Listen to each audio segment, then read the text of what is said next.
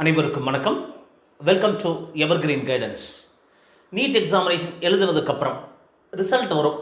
இந்த ரிசல்ட் வந்ததுக்கப்புறம் தமிழ்நாட்டில் ஒரு அப்ளிகேஷன் ப்ராசஸ், டிஎன் மெடிக்கல் செலெக்ஷன்லேருந்து எப்படி நீட்டுக்கெல்லாம் நம்ம அப்ளை பண்ணமோ அதே மாதிரி தமிழ்நாடு கவர்மெண்ட்டுக்கு தனியாக நம்ம அப்ளிகேஷன் போடணும்.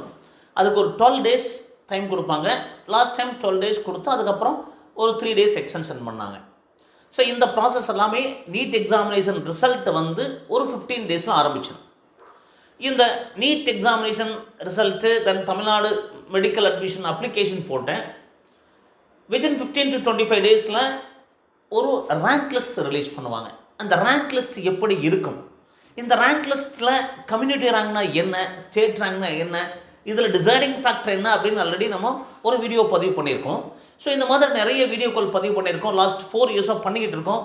ஸோ எங்கள் வீடியோஸ் எல்லாம் பிடிச்சிருந்தா லைக் பண்ணி ஷேர் பண்ணுங்கள். எங்கள் சேனல் பிடிச்சிருந்தா சப்ஸ்கிரைப் பண்ணுங்கள். ஸோ கம்யூனிட்டி அப்படிங்கிறது ஒவ்வொரு ஸ்டேட்டுக்கும் ஒவ்வொரு மாதிரி இருக்கும். இப்போ தமிழ்நாட்டில் ரிசர்வேஷன் பாலிசி எப்படி இருக்குது? Open category 31%. இந்த ஓப்பன் கேட்டகரி அப்படிங்கிறது எந்த கம்யூனிட்டியை சேர்ந்தவங்களும் சீட் எடுக்கலாம். இப்போ open category BC 26.5%, BCM BC Muslims 3.5%, MBC 20%, SC 15%, SCA எஸ்சிலேயர் அந்த subdivision SCA SC Arunthathiyar 3%, ST 1%. So இந்த மாதிரி 100% இடங்களை ஒவ்வொரு கல்லூரிக்கும் பிரிப்பாங்க. மொத்தமாக எவ்வளவு இடங்கள் இருக்குது, அதில் ஆல் இண்டியா கோட்டாவுக்கு ஒரு 15% போயிடும். அதே மாதிரி அந்த ஆல் இண்டியா கோட்டா 15% போனது போக மீதி 7.5 ரிசர்வேஷன் கவர்மெண்ட் ஸ்கூல் ஸ்டூடெண்ட்ஸ்க்கு போய்ட்டு இந்த மாதிரி நிறைய கேட்டகரி இருக்குது. நிறைய இந்த மாதிரி வீடியோக்கள் பதிவு பண்ணுவோம். எங்கள் வீடியோஸை ஃபாலோ பண்ணிகிட்டே வாங்க. ஸ்டேட் ரேங்க் அப்படிங்கிறது ஸ்டேட் லெவலில் எவ்வளோவாவது மாணவராக இருக்கீங்க, மாணவியாக இருக்கீங்க அப்படிங்கிறது தான்.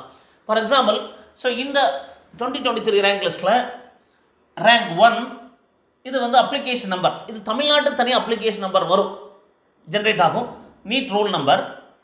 பிரபஞ்சன் அவர் சொல்கிறவர் எவ்வளோ மார்க் வாங்கினார்? The history of Tamil Nadu 720.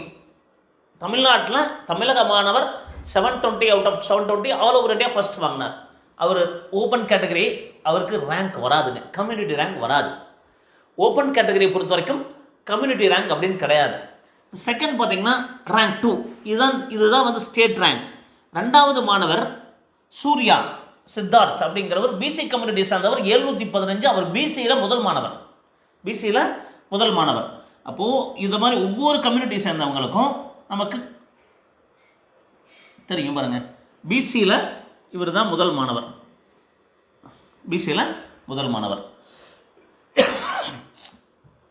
So next, இப்போ ஃபார் எக்ஸாம்பிள் 4வது ரேங்க் இவர் சஞ்சனா 4th ரேங்க், ஆனால் பிசியில் 3வது ரேங்க்.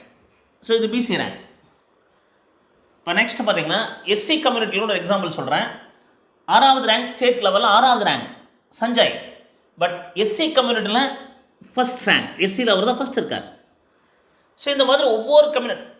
12வது ரேங்க் மிஸ்டர் கோகுல், அவர் பிசி கம்யூனிட்டியில் 10வது ரேங்க். ஸோ இப்படி இந்த மாதிரி ஒவ்வொரு இதுக்கும் பார்த்திங்கன்னா நமக்கு ஒரு ரேங்க் லிஸ்ட் வந்துக்கிட்டே இருக்கும். ஸோ அடுத்த கேட்டகரி உங்களை எக்ஸ்பிளைன் பண்ணுறேன். ஸோ எம்பிசி, ஸோ 705 மார்க் வாங்கினவர் ஸ்டேட் லெவலில் 13வது ரேங்க். பட் எம்பிசியில் ஃபர்ஸ்ட் ரேங்க். அப்போது ஒவ்வொரு கம்யூனிட்டியில் இங்கே எத்தனாவது இடத்துல இருக்கீங்க? ஸோ அதே மாதிரி பார்த்தீங்கன்னா 19th ரேங்க் எம்பிசி லெவலில் செகண்ட் ரேங்க், ஸ்டேட் லெவலில் 19, எம்பிசியில் செகண்ட் ரேங்க். ஸோ இந்த மாதிரி ஒவ்வொரு கேட்டகரிக்கும் பார்க்கலாம். 29வது ரேங்க் யார்? ஜாய் கிருஷ்ணன், ஓசி கேட்டகரியில் 700 மார்க் வாங்கியிருக்கார். அவருக்கு ரேங்க் வராது, ஏன்னா கம்யூனிட்டி ரிசர்வேஷன் கிடையாது. அப்போது ஸோ இந்த மாதிரி ஒவ்வொரு கம்யூனிட்டிக்கும் நம்ம பார்க்க முடியும். இப்போ பிசிஎம் 35வது மாணவர் அவர் எங்கே பண்ணுறாரு பாருங்க. PCM first rank 695. அப்போது இது மாதிரி ஒவ்வொரு கேட்டகரியிலையும் உங்களுக்கு ரேங்க் இருக்கும். ஸோ இது நீங்கள் ஒவ்வொரு கேட்டகரி பார்த்து எஸ்டியெல்லாம் ரொம்ப பின்னாடி போகுங்க. ஸோ இது மாதிரி பிசிஎம்மில் 2வது ரேங்க் யார் வாங்குறாங்க? ஸ்டேட் லெவலில் 61வது ரேங்க். ஸ்டேட்டில் 61. இங்கே பாருங்கள், ஸ்டேட் லெவல் 61. ஆனால் இது ஸ்டேட் ரேங்க். அதே வந்து பார்த்திங்கன்னா முகமது பாசம் பிசிஎம் 686, பிசிஎம்ல 2வது ரேங்க். அப்போ இந்த மாதிரி ஒவ்வொரு கம்யூனிட்டிக்கும் நீங்கள் பார்க்கணும். ஸோ இது 65th ரேங்க் எம்பிசி, அவர் எம்பிசியில் 9வது ரேங்க். அப்போ இந்த மாதிரி ஒவ்வொரு கம்யூனிட்டிக்கும் ஒவ்வொரு ரேங்க் லிஸ்ட் வரும். ஸோ இந்த ரேங்க் லிஸ்ட்டை பேஸ் பண்ணி தான் உங்களுடைய கவுன்சிலிங் ப்ராசஸ் இருக்கும். ஸோ மீண்டும் ஒரு முறை சொல்லிடுறேன். ஸோ 2nd ரேங்க் வாங்கினவர் பிசியில் 1st ரேங்க் வாங்குறாரு. ஸோ எஸ்சி கேட்டகரியில் நீங்கள் எஸ்சி கேட்டகரியில் பார்த்தீங்கன்னா அவரோட rank general rank 6, but state rank 1. So இந்த மாதிரி ஒவ்வொரு கம்யூனிட்டிக்கும் ரேங்க் மாறிக்கிட்டே இருக்கும். ஸோ இதை நீங்கள் புரிஞ்சுக்குங்க. டெஃபினட்டாக எம்பிசியில் 33வது ரேங்க் தீபிகா இஸ் எம்பிசியில் 5th ரேங்க். இப்போது கம்யூனிட்டி வைஸ் எந்த மாதிரி இருக்கீங்க அப்படிங்கிறத பொறுத்து தான் உங்களுடைய சீட் அலாட்மெண்ட் இருக்கும். இந்த ஜென்ரல் ரேங்க் அப்படின்னு சொல்கிறோம் இல்லைங்களா, இந்த ஜென்ரல் ரேங்க் அப்படிங்கிறது அலாட்மெண்ட் அப்போ வரும், கவுன்சிலிங் கால் ஃபார் அப்போ வரும்.